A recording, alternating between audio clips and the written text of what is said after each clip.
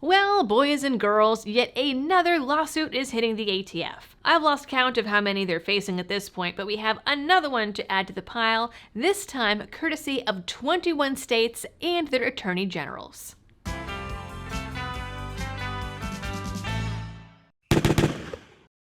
Hello everyone and welcome back to the channel. This video is brought to you today by Blackout Coffee Company. Blackout Coffee is a firm supporter of veterans, soldiers overseas, and most importantly, your rights. Every purchase on their site through my link helps support my channel, and every purchase of their partner roast helps to support some of your favorite gun rights groups like Firearms Policy Coalition and Gun Owners of America. They are honestly some of my favorite coffee and one of my favorite companies. Everything is roasted fresh to order, so only the best coffee shows up at your door. So to check them out and help support the channel, go to blackoutcoffee.com/libertydoll.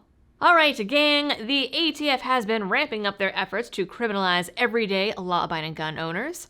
Obviously, we had the pistol brace rule, the frames and receivers rule, their crackdown on kitchen table FFLs, rogue dealers, simple clerical errors, going after Gabriel Metcalf in Montana, pointing guns at kids in Oklahoma, harassing old ladies in their hotel rooms, arresting the wrong man here in South Carolina, and of course the recent shooting of the airline executive, during which the ATF so conveniently forgot to wear their body cams and put tape over his Ring doorbell like the criminals they are.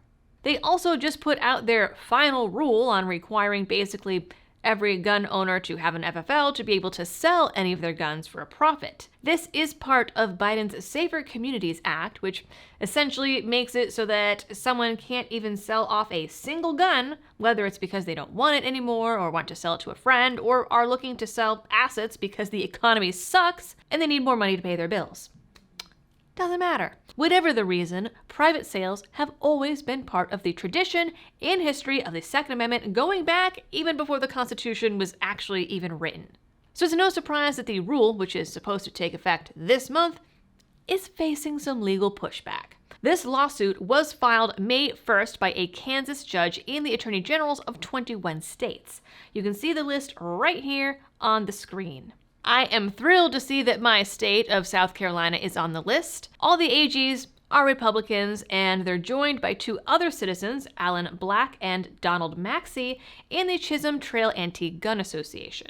The defendants are, of course, the Justice Department, the ATF, U.S. Attorney General Merrick Garland, and ATF Director Stephen Dettelbach in their official capacities. The lawsuit asked the court, among other things, to declare the final rule to be in violation of the Administrative Procedures Act because it was not promulgated in accordance with the law and is arbitrary and capricious and is of no force and effect. The latter is an argument that we have seen before in lawsuits against the ATF. The Administrative Procedure Act basically governs the process that federal agencies use to develop and issue new regulations, and part of it requires the courts to rule against an agency's actions that are either arbitrary and capricious, violate a constitutional right, or are outside their jurisdiction or authority, among other things. All three of these have been used to argue against the ATF's recent rulemaking spree, because it's ridiculous and is arbitrary and violates constitutional rights.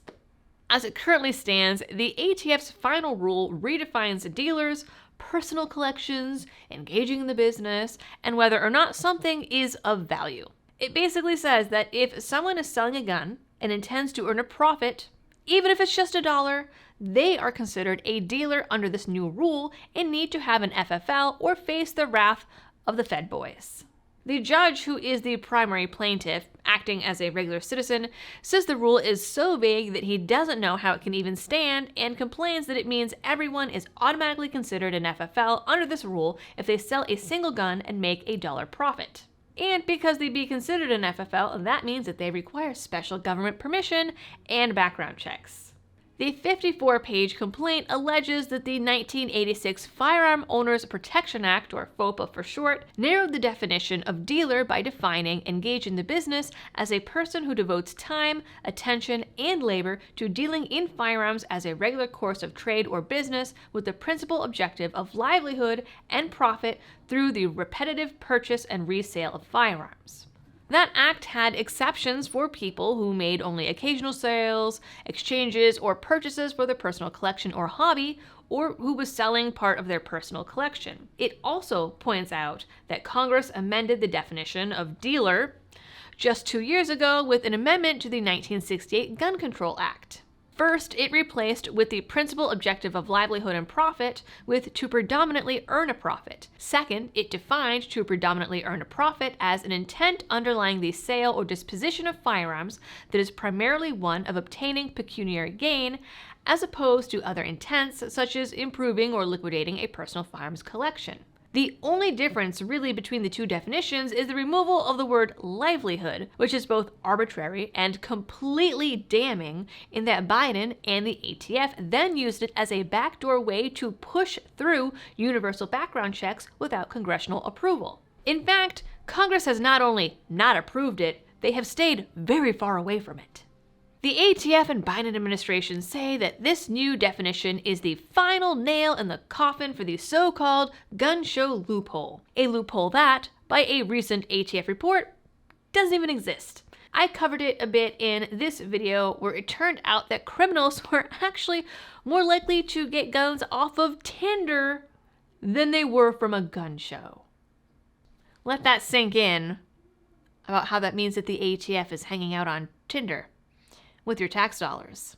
The lawsuit asked the court to postpone the effective date of the rule while it goes through judicial review and to rule that it violates the Second Amendment. So let's just take this one and heap it onto the pile of all the bullcrap that we're getting from the ATF that now has to run its course through the courts. Eventually, we have to have a break in one of these. I mean, like I said, I have lost count of all of these separate lawsuits that have been filed and smushed all together into their various subjects and shoveled off to eventually the Supreme Court. Fingers crossed, my friends. That is it for this video. Please like, share, and subscribe if you are new here. Ring that notification bell if you want to be updated of when I post videos. There's anywhere between 3 to 5 a week at this point, so they are out there. Please also leave a comment down below for the algorithm, and as always, thanks for tuning in and happy shooting.